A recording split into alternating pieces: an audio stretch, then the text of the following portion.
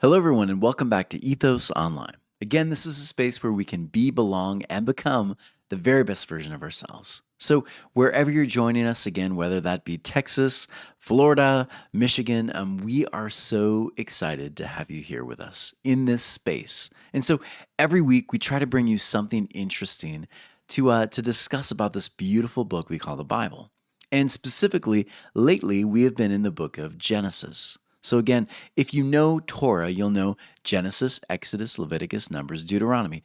This is what the Jewish community would be reading. This is the Holy Torah. And so for the Jews, when they approach any kind of holy piece like Genesis, Exodus, whatever, they always approach it by asking really deep questions of the text. And so whenever we consider something like Genesis, we're going to ask, who's the author? Who's the audience, right? What do some of these original words mean? We're going to delve into some of the original commentators, right? We're going to ask, what did the people closest to the text, the original historians, the original scholars, we call them rabbis, what did they have to say about these interpretations? And so we do all of that work every week, and we're getting success. We're having different avenues, picking up these different videos, and we're really excited. And so, first off, right before we delve in, reminder, we'd love to grow our YouTube channel. So please, whenever you hear something, whenever you move through one of these videos on YouTube, please consider sharing that with others. We'd love to see this grow. So with all of that said, let's delve into Genesis. And just a reminder, Genesis, if you're joining us for the first time, it is not a history book, right? Many of us were told all throughout our lives, Genesis, it's how everything began. It's the story of beginnings, right? It's how the world began. Well, not really. Genesis was a response to Babylonian captivity. And so we remember 587 BC, this group of Jewish people, that basically brought captive into Babylon, just like the majority of other smaller tribes. And so when they're in Babylon, the question is, will they assimilate? Will they take on Babylonian traditions, cultures, their gods, or will they hold true to what it means to be Jewish? And so the Jewish community, the Hebrew community at that time, they said, we want to keep Judaism kosher, right? We want to follow one God, right? We're not going to be polytheistic. We're going to be monotheistic. They wanted to hold on to their rituals. And so what they did is they compiled all of those stories, all of those rituals, all of those messages, these wisdom messages into these 5 books: Genesis, Exodus, Leviticus, Numbers, Deuteronomy. A reminder of who they are, who they aren't, where they're heading, where they should be heading.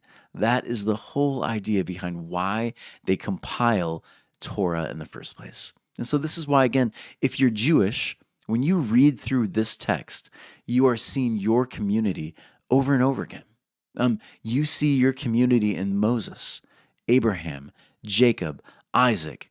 You are seeing your community every time you read this. You're seeing Israel miniaturized through every telling. So today, we're going to delve into chapter 33. This is beautiful.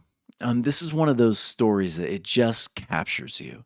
And I would argue when we understand from a larger perspective, when you pull back and you see the Bible as a whole, you'll begin to see this story is actually a deeper story.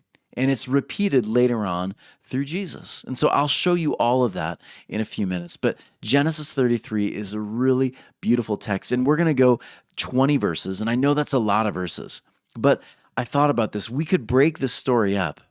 But when you break the story up, it kind of loses some of the beauty. And so I thought long and hard about it. Do I want to break it up into like 10 verses, or go through the whole thing? I think I'd rather go through the whole thing and just show the beauty of the story in its fullness. And I will, of course, stop, point out interesting Hebrew words, different interesting interpretations. I'll do all of that, but I want to keep the story kind of complete, because I think this restorative moment with Jacob and Esau, it deserves to be told in one full story in this chapter. So let's delve in with these two individuals again. Jacob and Esau. Jacob and Esau are the very two different versions of what Israel saw themselves. Right? We understand the higher self and the lower self. Esau did not understand the beauty of the promise, right? Esau, he trades the promise for soup, right? Like the whole thing. He trades the promise for soup. Whereas Jacob says, no, no, no. I understand there's depth to Torah. I understand the promise in its fullness. It needs to be held close and dear. It needs to be studied. And so, very two different ways of approaching Torah, two very different ways of approaching the promise. And so in this, we have these two individuals, these two characters. They've been at odds. Now they're going to find restoration together. And so we'll delve in right here into verse 1. So here we go. Jacob lifted his eyes and saw, and behold, Esau was coming down, and with him were 400 men. So Jacob divides the children with Leah and with Rachel and with the two maidservants. And he placed the servants and their children first, and Leah and her children after, and Rachel and her Joseph last. And he went ahead of them and prostrated himself to the ground 7 times until he came close to his brother. And Esau ran toward him and embraced him. And he fell on his neck and kissed him, and they wept. So good, right? And he lifted his eyes, and he saw the women and the children, and he said, "Who are these with you?" And he said, "The children with whom God has favored your servant." And the maidservants and their children drew near, and they prostrated themselves. And Leah and her children drew near and prostrated themselves. And after them, Joseph and Rachel drew near and prostrated themselves. And he said, "What is it to you, the purpose of all of this camp, that I have met?" And he said, to find favor in my master's eyes. But Esau said, "I have plenty, my brother. Let what you have remain yours." Right? He's trying to say, I don't need your stuff, right? Thereupon Jacob said, "Please, no. If indeed I have found favor in your eyes, then you shall take my gift from my hand. Because I have seen your face, which is like seeing the face of an angel, and you have accepted me. Now take my gift, which has been brought to you, for God has favored me with it, and because I have everything." He prevailed upon him and took it. Thereupon he said, "Travel, and we will go, and I will go alongside you." And he said to him, "My master knows that the children are tender, and the flocks and the cattle which are raising their young depend upon me. And if they overdrive them one day, all the flocks will die.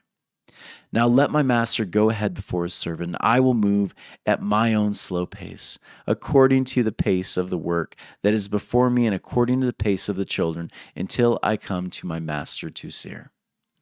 Thereupon Esau said, "Let me leave with you some of the people who are with me." And he said, "Why do that? May I find favor in my master's eyes?" So Esau returned on that day on his way to Seir. And Jacob traveled to Succoth and built himself a house, and his cattle he made booths. Therefore he named the place Succoth. And Jacob came safely to the city of Shechem, which is in the land of Canaan, where he came from Padan Aram, and he encamped there before the city. And he brought the part of the field where he had pitched his tent from the sons of Hamor, the sons of Shechem, for 100 kessikos. And he erected an altar, and he named it, "God is the God of Israel." Now, I love seeing all the connections when you look at the Bible in its entirety. Right? Genesis through Revelation. Many of you have already made this connection, but when you see it more fully, it makes perfect sense. This is a beautiful story because we have heard this story before, haven't we? Many of us who have read the New Testament, it should remind you of a story Jesus tells, right? It's a story of a younger son that leaves, taking his inheritance early, right? And then having this beautiful reunion moment later, right? This should remind you of a story. And the truth is, any Jewish person who reads this story that Jesus tells of the prodigal son When they read that story, they were reminded of our story that we're reading right now, of Jacob and Esau. When I studied about these comparisons, I have to tell you, there were so many, it was almost too many for me to read. There were so many comparisons that Jewish people make between the stories, even those that are not Messianic Jews. What most of them will say is that Jesus essentially borrowed the story of Jacob and Esau, and he adds a twist, which I'll share a little bit later. But this story, if you were Jewish and you heard Jesus tell that story, you would have thought of the story we just read, the story of Jacob and Esau. Again, we'll get to it. And so one of rabbis, more modern rabbi, says this: the parable of the prodigal son is an adaptation of the Jacob and Esau reunion, but with an interesting twist. Jewish readers expect the eldest to do what Esau did. Yeah? Yet they are surprised when the eldest son chooses not to celebrate the brother's coming home. So the lesson, first century Jews must accept their Gentile brother as Esau accepted his, rather than live out the painful tale of the eldest son. So you see again, all of this. Notice the Jewish readers would have made a quick connection and they would have asked, hey, Jesus, why isn't the eldest son accepting the younger brother? We know the story. Why isn't he doing that? Answer: Jesus at that moment is telling this group of Pharisees, right? The Jewish community, the rule makers. He is saying, you, my friends, you, my Jewish community, we have forgotten our story, right? We have forgotten our story. We are no longer seeking restoration with our brothers anymore, are we? We have forgotten our story. Really, really heavy. And we'll delve into that a little bit more, but let's keep reading. Again, there's so much beauty and depth to this when you begin seeing the connections, but let's keep going. Verse 1, Jacob lifted his eyes and he saw. So notice this: Jacob, after wrestling with the divine, after deeply studying, right? After the hard work is finished, he looks up. He looks up, and this moment is so important for a journey, isn't it? This moment, after doing the difficult work, we look up, we see the results of our labor. Jacob is about to be reunited with his family again, right? He takes a moment, he looks up. He sees all the work, all the difficulty, it's all been worth it. He sees his brother, right? There's this beautiful moment. There's about to be a moment of restoration, and it is so, so good. We'll keep going. Esau was coming, and with him were 400 men. So he divided the children with Leah and Rachel, and with them 2 maidservants.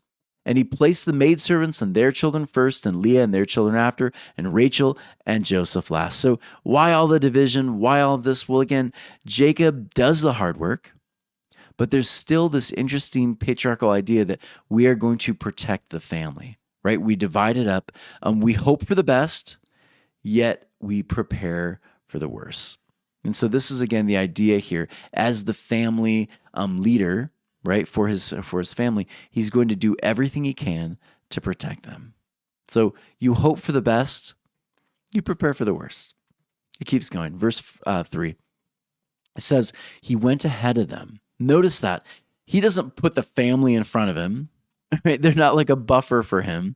What Jacob does is what a king would do, right? In the middle of this fight, this devastation, all these things, Jacob, rather than shying away from it, he chooses to walk first. He takes on the brunt of it, right? He takes on the difficulty. He says, I will walk with my family. In fact, I will go first in this moment. I'll take on the deeper conflict that's ahead. And so it says, he prostrated himself to the ground, notice this, 7 times. Why 7? Again, most of you who have been following kind of some of these teachings, you'll know 7, this idea is fullness, right?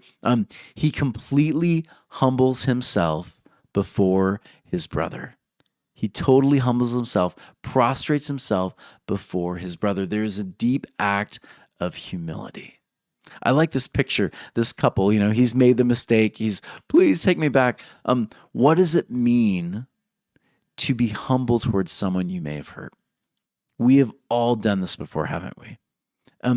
One of the most important actions we can take when we're seeking restoration, when someone they've been hurt by something we've done, the most important step we can take is to step forward in humility, right? And super easy, right? Like super easy to just walk and be humble and live in humility. Isn't the easiest thing in the world. Truth is, it's so hard, right? Being humble is not always very easy. It's not the first thing we do. But I love this quote here. Kendra Tillman. When we blow it with people, the quickest path to forgiveness is humility. We must be willing to humble ourselves and ask for forgiveness of the person who wronged. I love this quote so much. The quickest, most direct way toward restoration is humility. So good. Rather than getting back, rather than finding ways to do what they did to you, but maybe one-up them, right? Maybe finding ways to trick them, whatever the thing is. No. The quickest way, the most direct way is to live it in humility, to approach someone with humility. That is such a beautiful, difficult concept to live, isn't it? Jacob chooses to walk first and show humility to his brother. And again, if you are in the Jewish community and you're thinking about Israel and Judah, right? When you're thinking about these two different Jewish states now, right? These two different Jewish communities. He's saying you're not going to bring these two together. You're not going to bridge them together through force, through debate, any of these things. The only way these two groups are going to come together is through humility. It's when we act loving enough to put our pride and everything else down and approach one another in a humble fashion. It's the only way, according to the Bible, you will find real restoration. So verse 4, Esau ran toward him and embraced him, and he fell on his neck and he kissed him and they wept. Like, notice this. Again, this is such a beautiful story, especially in a time where there's so much division, right? There's wars, there's rumors of civil unrest between different states right now. There's so many things going on. I love this story where these two different groups come together and they're united, right? Esau, the one who, for all purposes, right, could claim he's been wronged. The eldest, the noble one, he runs to his brother. He runs to his brother seeking restoration. It's so good. This image right here, this one that has been drawn, I don't even know who created this image, but I've seen it so many times and I've used it so many times. But this time when I saw this image of Esau rushing toward Jacob, I couldn't help but just be a little bit overwhelmed. It reminds me so much of, again, that prodigal, right? That prodigal whose father is running to his son. There's an interesting moment that I like about what one rabbi says. This was more mid-century. He says this: the action of Esau running to embrace his younger brother was also an act of humility. The elder son would walk with stiff honor, expecting the younger to lower their heads in respect. Esau runs to his brother, cutting any barriers between the two. Again, so good. When humility is shown, it basically opens the floodgates of connection, right? The father runs to the prodigal, right? We know this so many sermons over that one, right? The prodigal, the father would never, in his flowing long robes, would never run to the son in a normal culture, but this father runs to the son. An act of humility. Esau runs to the younger brother. Another act of humility. It's about restoration. It's so good. Verse 5. And the children with him, notice their response. After they see their father, their leader of their tribe, Jacob, bowing down prostrate before Esau. Notice this. The children with whom God has favored your servant, they also respond, right? And Esau kind of takes notice of this. It's so good. Esau basically says, hey, Jacob, who are all these people, right? And Jacob has this beautiful response. This is your family, right? This is your family. This is your own flesh and blood, right? Here are my kids, your nephews, your nieces, right? These are your flesh and blood, Esau. He basically has a family reunion here, right? That humility has opened up not just a restorative moment with Jacob and Esau, it's opened a restorative moment for the whole family, both families, right? The nieces and the nephews, you can almost imagine it, them seeing each other, meeting each other for the first time, gathering around the table, and enjoying a meal together. Oh, you're Jacob's son? I'm Esau's son. We're cousins, right? Like it's such a cool moment. The families come together for the first time. They become aware of each other. It's so beautiful. It continues, and the maidservants and their children, they drew near. When they saw Jacob show humility, notice this, they all, Leah and her children, the maidservants, they all lie down prostrate as well. And the idea here, Jacob and Esau, the pillars of the family, they show humility and the children follow suit. Parents, again, they are the example, the figureheads, either of really prideful stubbornness or beautiful humility, or maybe a little bit of both, right? Depending on the day. Parents oftentimes model what future cycles are going to look like. And I love this idea that Jacob and Esau, they are creating a new model, a new cycle for Israel, for Judah and Israel, right? For someday Jews and Gentiles.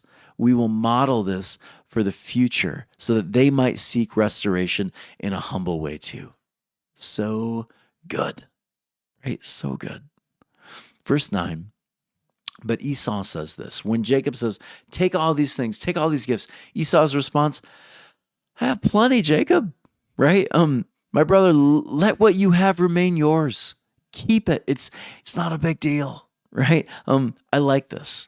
There is plenty to go around, right? When the two families come together, when humility enters the room, there is enough to go around. There's enough gifts. There's enough love to go around. And I like this idea. Esau says, no, we don't need that. It's not a big deal. There's plenty to go around. But notice this. Jacob's like, no. Listen, take my gift, right? Which has been brought to you. For God has favored me with it, and because I have everything, he prevailed upon him. And he says, finally, Esau took it. I had a moment with this one, and I read a couple other rabbinical interpretations here, and one of them says this. Rashi says, sometimes it is so important that we also learn to be gracious receivers. I like that idea. It's such a simple one. It's kind of a side note. But how many times has someone done something really good for you and you kind of like, well, I'll get you back. You know what I mean? Like, or you try to like stuff the money in their wallet without them looking. You couldn't simply take the gift and enjoy the gift, could you? Because the problem is sometimes pride gets in the way. Pride gets in the way sometimes of being a gracious receiver as well. And so this is a kind of beautiful moment too. When you're given the gift, don't let pride get in the way. Lead again with humility. Whether you're receiving or giving, let humility saturate the whole thing. And if it does, you cannot lose. Restoration will follow according to the biblical text. So verse 12, therefore he said, travel and I will go with you, and we will go and I will go alongside you. Beautiful response, right? When we begin to live restorative ways with one another, we're actually moving in the same direction. The idea is we are journeying now together as one tribe. Yes, we might have differences in how we might order the world, right? We might have differences in how we view certain ideas and texts and all of that, but when we choose to journey together, when restorative acts take place, when humility happens, we begin to walk, though, in the same direction. We might still be in our own little tribes, blue, red, whatever it is, donkey, elephant. But if we're walking in the same direction, even if we hold a little bit differing opinions, we can still find restorative action, can't we? Yeah, so good. It's so rare nowadays, but when you see it happen, it's worth celebrating, isn't it? Yeah. We walk together, we journey together. Humility enables us to experience it. Verse 14, I really like this one. Now, let my master go ahead before his servant, and I will move at my own slow pace, according to the pace of the work that is before me, and according to the pace of the children, until I come to my master, to Seir. Now, Seir, right? I love it. Again, many people will say, well, this is a literal story, and they'll argue, no, it's a metaphor. There's deep metaphor within all of it. And when you understand the words, you kind of get a smile on your face. Seir, this is the Hebrew word meaning, first off, slow pace meant gentleness. So that phrase there, we're going to walk in gentleness with one another. That's a cool idea. The older brother says, I'm going to bring you where I am. This idea of gentleness, I'm going to walk with you. I'm going to help you. I'm going to serve you. You're going to serve me. It's going to be a gentle, beautiful experience. Not one person holding power over the other. Yes, you forgave me. Now I'm going to hold that over you. None of that. The idea is we will walk together, this slow pace, this gentle pace together. And then it says, so Esau returned on that day on his way to Seir, verse 16. Seir. This place, again, meant literally a shaggy forest, the place of Esau, right? So again, when you read it kind of tongue-in-cheek, Esau goes back to the hairy place. Right? Like, it's kind of funny. He goes back to the hairy place, the shaggy place, because that's what Esau means, right? The shaggy one, the hairy one. It's all beautiful metaphor, a lot of interesting tongue-in-cheek. After restorative things happen, the two brothers journey together for a time, and then they go off on their own a bit, right? But they're still moving in the same direction, and that's the beauty of the tale here. And notice this, verse 17, Jacob traveled to Succoth. Now, anyone familiar with Jewish festivals, the holidays, you will understand Sukkoth means something, doesn't it? It's called the place of the booths, right? Booths, booths. And so anyone familiar with this, you'll know this, right? The festival of the booths is vividly reinforced God's provision and guidance for Israel during some of her darkest days. This is interesting. The extended background look was designed to generate joyful gratitude for Yahweh's grace and faithfulness for the nation. So, when you celebrate booths, which is what the Jewish people would do, they're literally doing this. They're saying, we're going to sit in a place, and they would create these kind of temporary kind of dwellings, right? They would sit in these places and they would find gratitude in the journey. And so the literal idea here is they would sit in gratitude. So Jacob, metaphorically here, again, beautiful picture. Jacob says, I am now, after moving through all the restorative, beautiful moments, after the father takes the son back, right? And when you think of the prodigal son, the prodigal says, I'm not going to sit in guilt. I'm not going to try to pay you back the rest of my life. I'm not going to be in guilt and shame. Instead, I'm going to sit in the place of gratitude. I'm going to be so grateful for the place this journey has led me. I'm going to be so grateful for the love and the grace that was extended to me from Esau. In the prodigal story, from the father, right? I'm going to sit in gratitude. Whereas in the prodigal, the eldest son says, I'm going to sit in frustration. I'm going to be angry. I'm going to sit in jealousy. Whereas the prodigal says, I'm going to sit in gratitude. I'm going to sit like Esau sat. My tribe is going to live a grateful life. We are going to live in gratitude. And that is such a beautiful, beautiful picture. Verse 20, he erected an altar. He named it, God is the God of Israel. Again, he makes his altar. He creates the reminder of the journey, a reminder that God has led them into restoration through humility and fullness. And now has created a place to sit and live in gratitude. So good, right? Those two stories, they're beautiful stories. And sometimes we choose to sit in gratitude, and other times we choose to sit off the side and feel angry, frustrated, bitter because of the gratitude shown, because of the restorative humility shown. Which side will you take?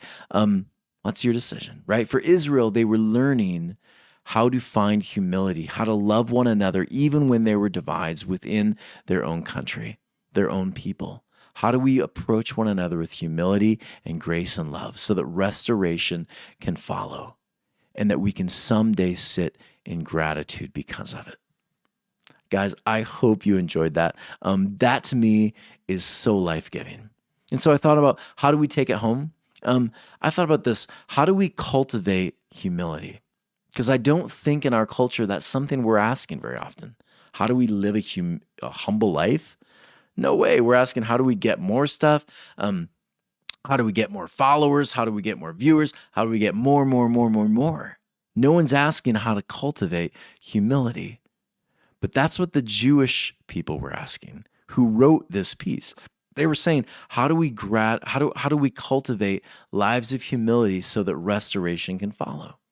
And so here's some ideas that I found really interesting from one of my favorite rabbis, and he kind of gives a list of things. So I want to just share some of those right now. Rabbi Messier, he says this. Number one, spend time listening to others. And so a key quality of humbleness is to value others and enable them to be heard. Right?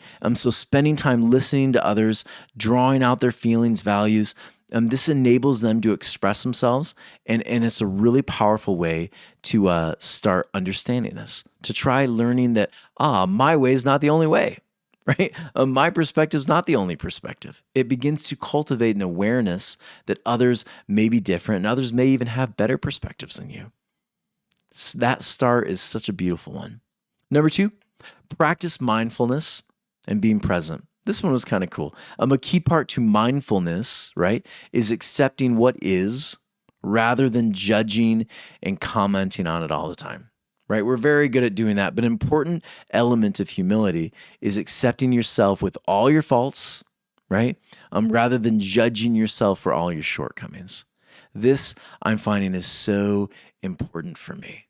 You begin to be humble, you realize, there are some shortcomings, but I'm learning to accept it. I'm learning to grow. That doesn't mean, again, we don't strive to improve. We should always strive to improve, but positivity rather than berating yourself for your negative qualities, that's what we should be doing. We should be finding ways to reinforce the positive. And that's going to cultivate some beautiful humility. That's going to lead to restoration. Number three, be grateful. I thought this was a good one. So simple. Be grateful. In other words, take time to, he says, count your blessings, right? Be thankful for them. Think about them, right? How amazing is it that so many of us, we get 3 to 4 meals a day. We get snacks every day. We have a house over our heads. Taking time to stop, remember what you have to be grateful for is such a great practice every day. I don't think I do it nearly enough. Number 4, ask for help when you need it. This one seems simple, but it's not always very easy, is it? We oftentimes like to kind of do everything on our own, and sometimes when we don't know what we're doing, we'll get into some trouble, won't we? But when we learn to just stop and say, I can't do this alone. I could use some help. It cultivates an element of humility that oftentimes will help us grow the most, won't it? Asking for help when you need it, so important. It builds community. It also builds an awareness of what you can and can't do, and it creates a beautiful dependence on others. And then lastly, seek feedback from others regularly. This is not normal in our culture, is it? Yeah, people don't love this, but this perhaps is really important for leaders. It's probably one of the most important things. But we can gain a lot from hearing what others think. Take time to ask for feedback, whether it's anonymous or in person. Ask for feedback. How did that land for you? What did you think of this? Listen to the feedback openly. Sometimes, yes, people are critical. Sometimes they miss the point. I get that too. But seeking feedback from people you trust, you love, that know they have the best of intentions for you. That kind of feedback, when we stop and really take it in, there's really beautiful pearls there if we'll just take time to listen. And it cultivates such beautiful humility. Everyone, I hope you enjoyed this. I absolutely love this moment in Scripture. This moment where Esau and Jacob come together, right? The father and the son in the prodigal. Historically, the north and the south, Judah and Israel, when they come together, when humility leads, it's a really beautiful moment for restoration. Everyone, if you enjoyed this, please consider going to ethos-church.org/donate. We spend hours prepping for this, studying, getting the lights and the sound and everything else going. It's not an easy thing to do, but we think it's so important to put these messages out. And whether they'll listen to this week, next week, or a month from now, we know that these messages have really a lot of power to do a lot of beautiful things in people's lives. And so please consider joining us in that movement. Giving that tax-deductible donation is so helpful. Also, our Ethos living rooms, having these conversations, these discussions live, that is such a great moment. It's a way to build community online.